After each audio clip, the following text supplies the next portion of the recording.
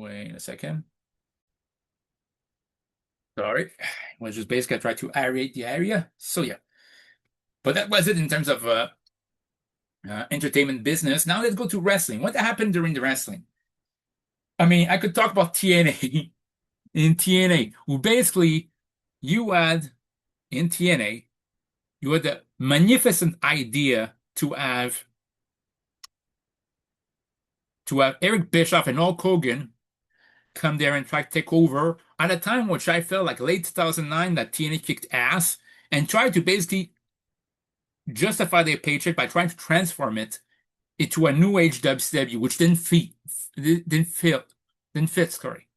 I mean, they tried to make AJ Styles the new Nature Boy with a damn robe, but with a hoodie, and I think, honestly, that might have been one of the most ridiculous time of AJ's career, if not for the Prince of Phenomenal in 2007, when they made trying to make AJ Styles the tag team partner of Tom Cole, where which Tom Cole seems more like the leader, and in which case all of a sudden he dropped all IQs as possible, all IQ points as possible.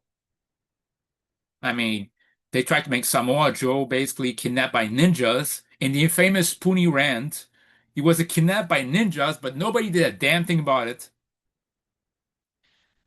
I mean, maybe we should have called the bad dudes. Yeah, that's a Nintendo reference. Yeah, I use that. Maybe they would have, maybe the bad dudes would have helped him. You had Christopher Daniel and his notice. You had basically TNA tried to push Sean Morley, aka Val Venus, over Chris Daniels, over many other people. What else? Uh, Nasty Boys were beating Team Treaty.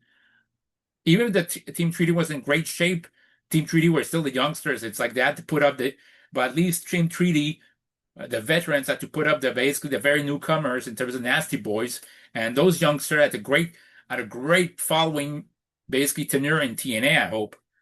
Then yet D'Angelo De Niro, aka Elijah Burke, he was pushed, but after this year he was never pushed again, and I never got the answer why he wasn't pushed afterwards. Is it because what CM Punk said that supposedly Elijah Burke was a diva and that's why they didn't? We never got the answer, but I felt like they never truly committed to his push. With Beer Money becoming heels again for some reason. Matt Morgan in TNA and early did a Kane or Big Show. He turned heel and face really rapidly. I mean, if there's a time of TNA that I don't want to be recalled or we watch again, it's that time. Though Labs fan with TNH made me enjoy that, then enjoy uh, Hulk Hogan's unintentional hilarious moments like one, two, Trinoli, finding hilarious, or Dixie Carter's theme song. Now I can think of this without laughing out loud. That's the TNA. WWE was still in the doldrums of the guest host era, but it was about to end. It was less and less. I think they found there's much less people to put it in basically in terms of that guest host spot. But there was basically some guest hosts that for a while they were using as a general manager or commissioner was Bret Hart, which I thought was a good idea. He won the U.S. title, the U.S. version of the U.S. title, but he was already U.S. champion before. He was U.S. champion WCW, and I think the U.S. title from WWE basically takes over from the continuity of the WWE U.S. Championship anyway. So that is that. Afterwards, like Miz regained the U.S. title after dropping it after R-Truth won the vacant title, and then Miz regained it, which is fine. I don't mind this. It was necessary in a way. Uh, Tag team champions, the Hart Dynasty, basically won it over Jerry Show. John Cena Batista kept trading title until Sheamus came along. The World Heavyweight title. I mean, Edge should have won at WrestleMania, and he didn't. Just for Jack Swagger to cash it in on, so I don't see the point there. What else? I'm just trying to see what else there were. Uh,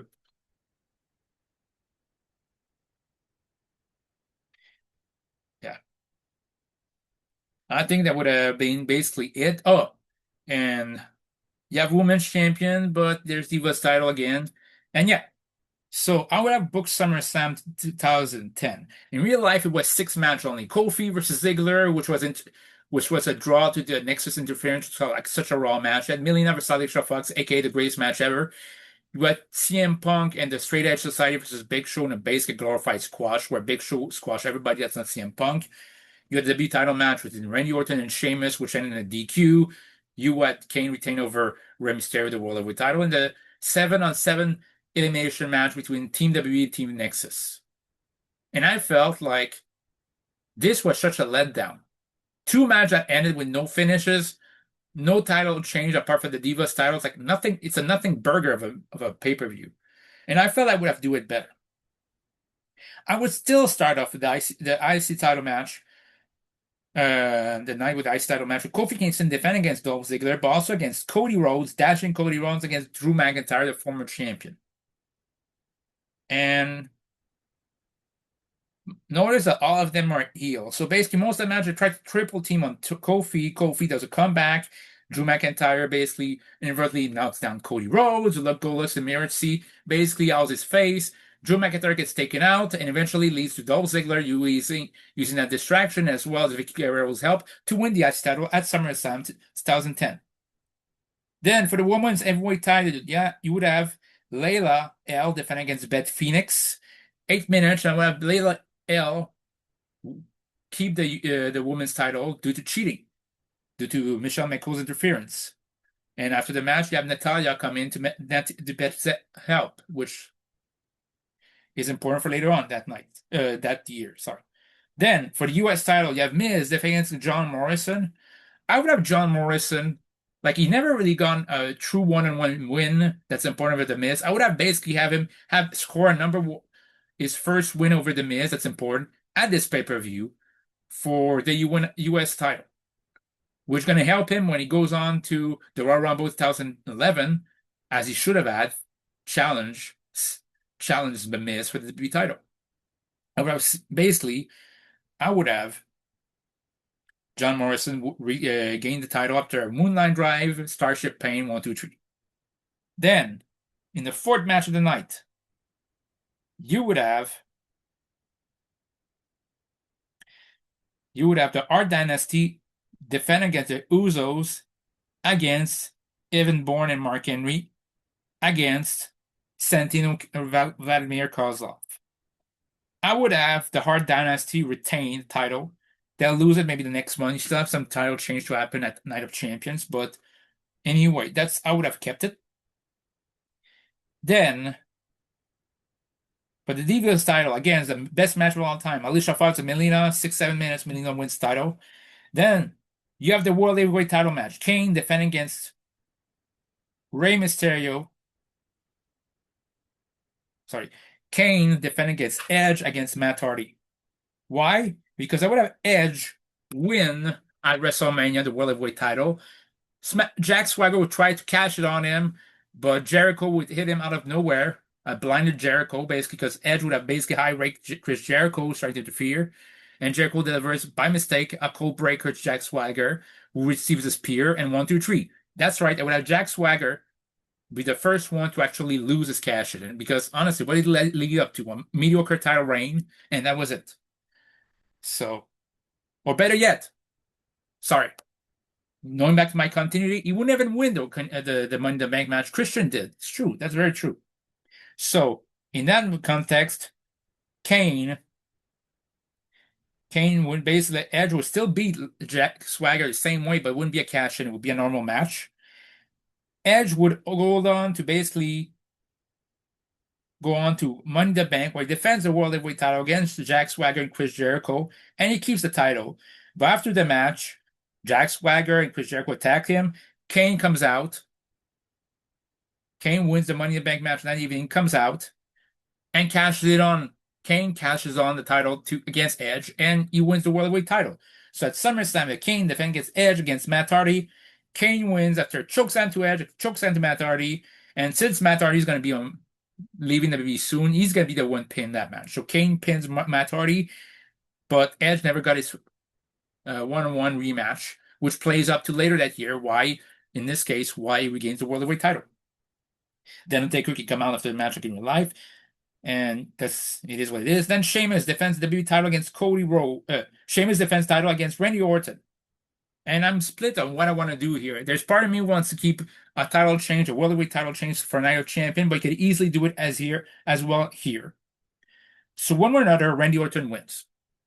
And finally, in the main event, I want to basically have a more proper, main event. You have John Cena team up with Rey Mysterio against Christian, Chris Jericho, Bret Hart, Daniel Bryan, and R-Truth against the Nexus.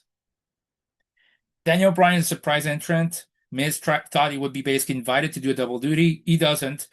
So Daniel Bryan taps out Darren Young. Then, afterwards, you would have Bret Hart taps out Michael Tarver, the sharpshooter. I will also have Christian pin. Who's left there that could be taken out? Christian defeat David Otunga via the kill switch. So it's 7-on-4 right away. But then out of nowhere, Ryback comes in, meets with clothesline on R-Truth, eliminates him. You have basically Rey Mysterio gets called into the shell shock 1, 2, 3. What else basically afterwards?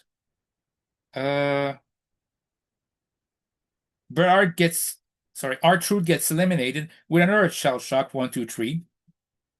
So now it's basically 4-on-4. Cena, Christian, Chris Jericho, and Bret Hart against Barrett, Slater, Gabriel, and Ryback.